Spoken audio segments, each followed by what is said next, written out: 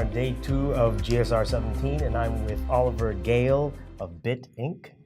Great to have you with us. Yeah, pleasure to be here. All right, so tell us about Bitt Inc. Exactly what is it? How long have you been around? What do you do? So in 2013, we started Bitt in Barbados. Having discovered blockchain technology and Bitcoin and the power of the ability to decentralize transactions and instruments of money, my partner and I saw an opportunity to improve the financial system, improve financial access, and generally speaking, bring new innovation and technology to a sector which has not really innovated, and that being the payment system in 40 years. So that was the genesis of the organization. Okay. So people might be familiar with Bitcoin, but break it down for us. Some blockchain technology. Exactly what is that? Right. So Bitcoin was the first application of blockchain technology. So it's the most secure blockchain, and it's been running for the longest time.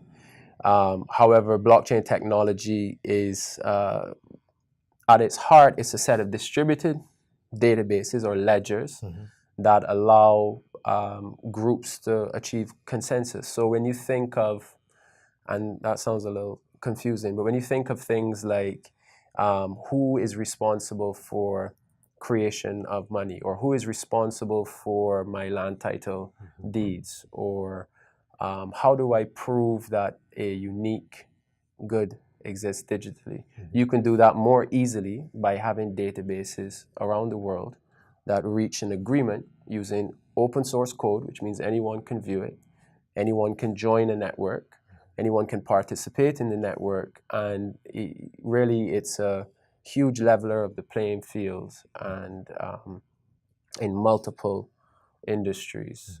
Internet of Things is a store of value in Internet of Things are two applications, but blockchain technology has been heralded as the biggest thing since the internet. Right. So are you affiliated with Bitcoin in any way? Bitt is agnostic to blockchains. So, there's a huge experimentation going on. There are thousands of these distributed ledgers which exist. The pace of innovation is rapid.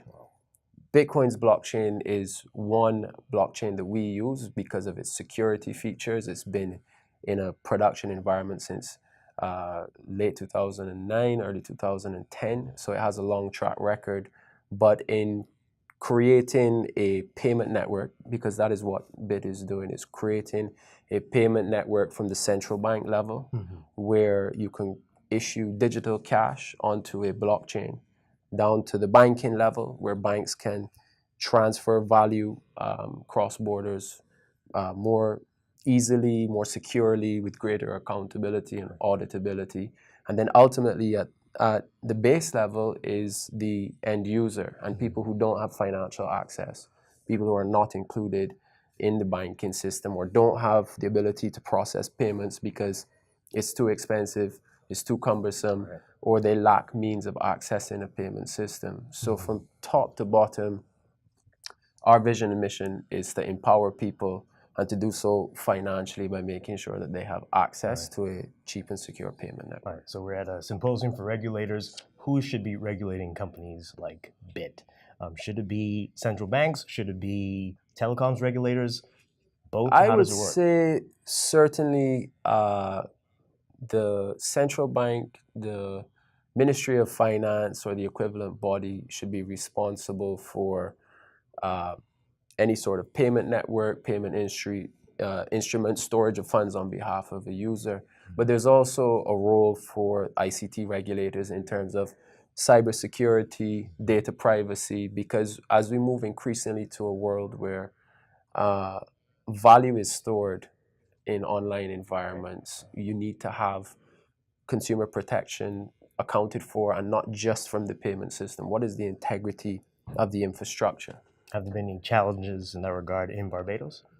There are challenges globally. The problems are not limited to Barbados, and the challenge has been that the technology and the pace of it has been rapidly progressing, and regulators are, as is normally the case, slow to respond. But what is now happening is regulators internationally, especially in the more sophisticated economies where they have more resources available, are finding ways to say, right, we're going to facilitate innovation. Singapore is at the front of that charge once again, and unfortunately, we're finding that the pace in the Caribbean is not serving the interests of the Caribbean and the people in the Caribbean. You mentioned during your presentation about having to travel between countries, how difficult that is, and how there should be this common currency, essentially, between at least CARICOM nations. Yeah, I think it's one of the it's on the agenda for CARICOM is to have a single market economy.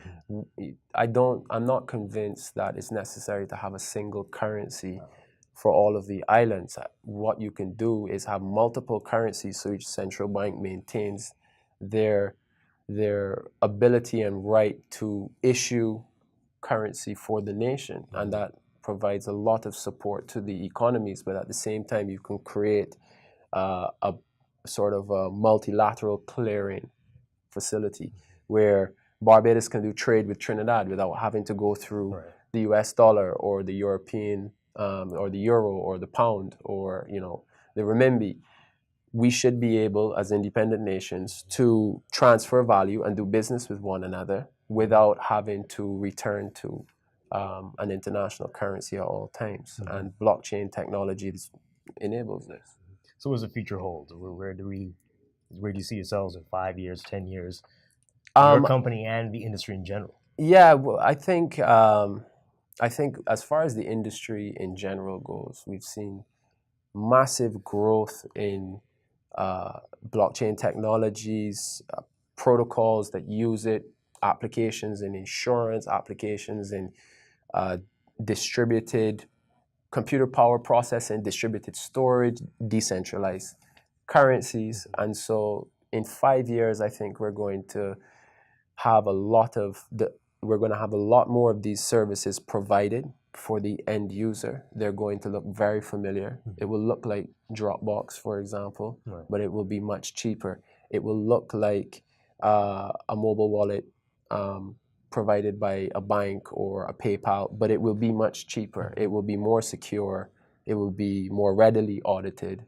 And within that context, as far as Bitt is concerned, I see, based on our trajectory, that we will be able to connect people directly to one another to allow them to effectively have a bank in their hand. They will be able to have custody of their assets. They will be able to transfer value. Merchants will be able to accept payments from around the world.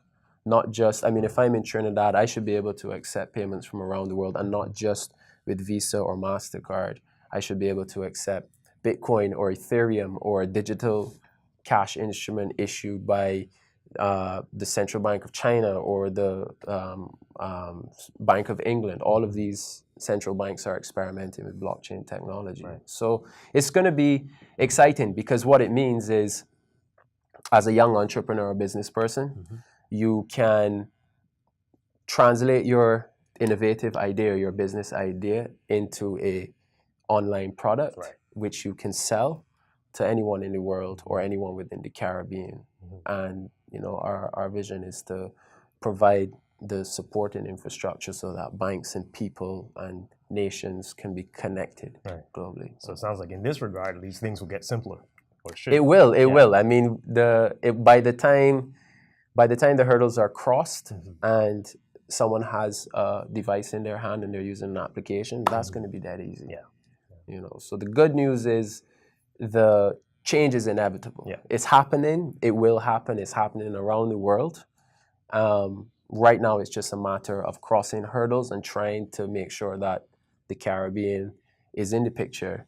And it would be fantastic if we can stay on the forefront or get on the forefront. We managed to do it in sports.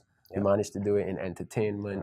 I don't see why we can't do it in financial services. I don't see why we can't do it in online commerce, It's one of the most beautiful areas in the world. Absolutely. Some of the greatest people in the world. And if you don't have to be in the United States or Europe to serve United States and European customers, then now let's choose where your head office is going to be. You want it to be in the cold, or do you want it to be next to a beach? Sounds so perfect, almost. Yeah, we have so much potential. We have so much potential because we're blessed. Every one of our islands is blessed. And Oliver, Gale, thank you so much. Thank you. Pleasure talking to you. You too. Cheers.